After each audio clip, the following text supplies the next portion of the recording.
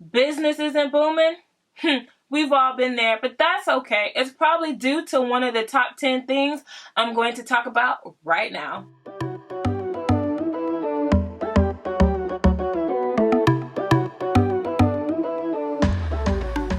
What's going on, ladies and gents? It's Nikki LaShawn, and you're watching Hey Nikki, where I create content for creatives, freelancers, and entrepreneurs who want to take their business or brand to the next level. In today's video, I'm talking about the top 10 things that keep people from buying from you when they know they actually really want that product. And just to be clear, I'm specifically talking about online purchases, although some of these can work for storefronts as well. Alright, first on the list is shipping costs. And y'all, this is probably one of the most common things that keep people from checking out on your website. I don't know what it is, but we just don't like to pay for shipping. It almost feels like it's an unnecessary expense. So what I suggest doing is making free shipping an option and just kind of like hiding the price of shipping in the cost of the item if you can do that. And if not, then make shipping $5 or less. It's something about that number 5 that if it's over that, we just don't want to pay it. It could be $2 for shipping. It could be $4.99. But as soon as it hits $6, $7, $8 in shipping, we're looking at that checkout cart like, do I really want this item? Number 2 on the list is the legitimacy of your brand. If your website looks janky, no one's going to want to put their credit card information on your website. You want to make sure that your website looks good, it looks modern, you have good quality photos. And another thing that I definitely recommend you doing if you don't have this done yet is making sure your website is secured and on a private network. And you'll know it's that way because there'll be a little green box right to the left of HTTPS. It's like a green lock. And your website will be HTTPS, and the S means secure instead of HTTP. So you want to just make sure you have all that taken care of because it can really hinder somebody from checking out on your website if they don't feel secure because they don't think that your website or your brand is legitimate. Next on the list is wait time and ETA. Amazon got us real messed up. They have us completely spoiled to the point where no one wants to wait for their products to come. If someone has to wait more than 2 or 3 days before their item ships, they're more than likely not going to check out. People are typically going to look at how long it takes for them to get their merchandise after they buy from you. So if that information is not up there, or it's not clear, or it is up there and it just takes way too long, more than likely, we're not going to buy from you.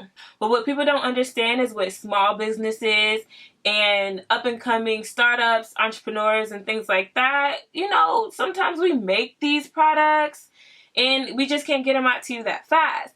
So if your item is handmade, I suggest that you make your shipping policy aware and just kind of explain yourself and say, hey, this item takes a while because I make it and, you know, this is my process. Give people a reason to want to wait that extra amount of time for them to receive their product.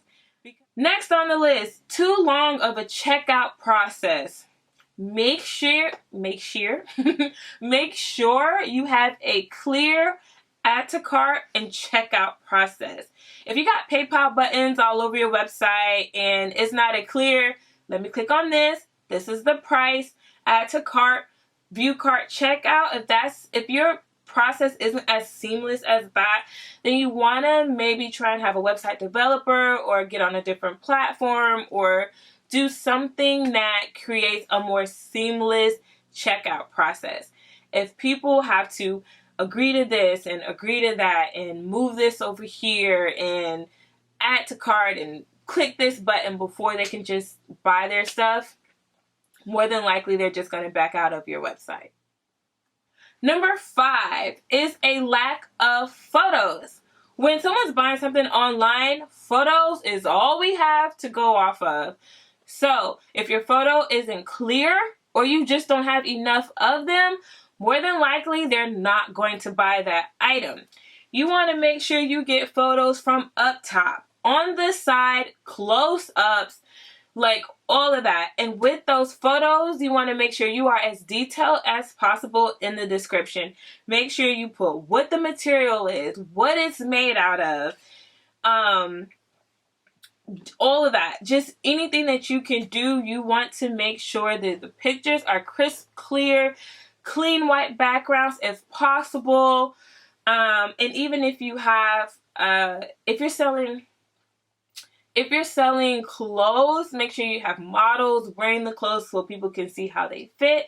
Make sure you're very precise with sizing. Just give enough examples of what it is that you're selling that makes people comfortable with buying. Because if you just got 1 or 2 photos of the item and we can't see the back, we can't see the size, more than likely, we're not going to buy it. The next one is a big one, y'all. Lack of reviews. Reviews are the trust factor when it comes to shopping online.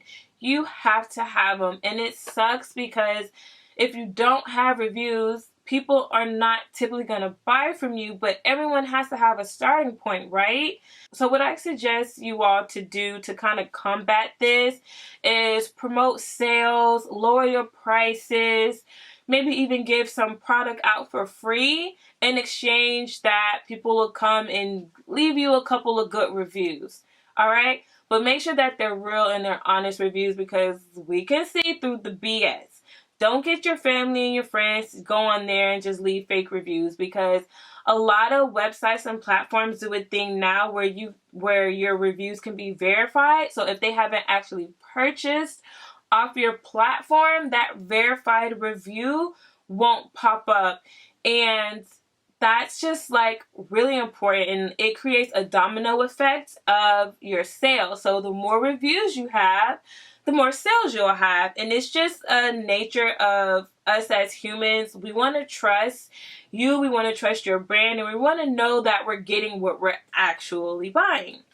And that we're going to like it, and it's going to work, and it's going to be all the things that we expect it to be. Okay, moving on. Number 7, and this is actually an interesting one because you'd be surprised how many times it actually affects sales. And this is not having a PayPal account. A lot of people just aren't comfortable with giving out their debit or credit card information, especially if it's a brand or a website that they've never shopped on before. I know myself personally, I do look for PayPal checkout options. If PayPal is an option, I will always check out with PayPal before I put my debit or credit card information into someone's website. And that's because PayPal offers a wide range of security factors. If you don't get your item, or if your item is not as it was described, they really protect both the customer and the merchant. And it's just the most popular online credit card processing there is right now. And yes, there are a lot of other ones out there, and there are some really great ones, but you definitely want to incorporate PayPal as an option. Okay, number 8 on the list is a no refund policy or a very vague refund policy. You'd be surprised, but this is actually a really big deal. Again, with online sales, people are buying things before they have the opportunity to physically see it. And being stuck with something because it wasn't what you thought it was, or it doesn't fit, whatever your particular situation is, it's gonna suck. You want to offer your customers a comfortable refund policy that's fair to both you and them.